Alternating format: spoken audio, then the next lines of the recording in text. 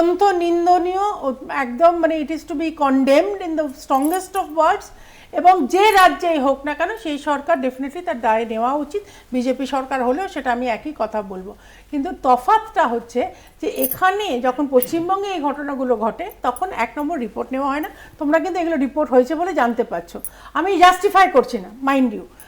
পশ্চিমবঙ্গ সরকার এটাকে নয় মুখ ঘুরিয়ে থাকেন, নয়তো জাস্টিফাই করা হয় যে না না না ওরকম কিছু হয়নি, এই দুষ্টু ছেলেরা করে ফেলেছে। এইখানেই তফাৎ। আজকে কেন্দ্রীয় সরকারের তরফ থেকে বিজেপি জবে থেকে 2014 থেকে আমরা যতদিন চালাচ্ছি, বিভিন্ন রকম মহিলা ওরিয়েন্টেড স্পেসিফিক স্কিম আছে, অনুদান নয়, স্পেসিফিক স্কিম, মানে বেটি বাঁচাও বেটি পড়াও থেকে আরম্ভ করে অসংখ্য বেটি বাঁচাও বেটি পড়াও আগে কিন্তু এর রাজ্যে কন্যাশ্রী চালু হয়েছিল, যেটা আন্তর্জাতিকভাবে।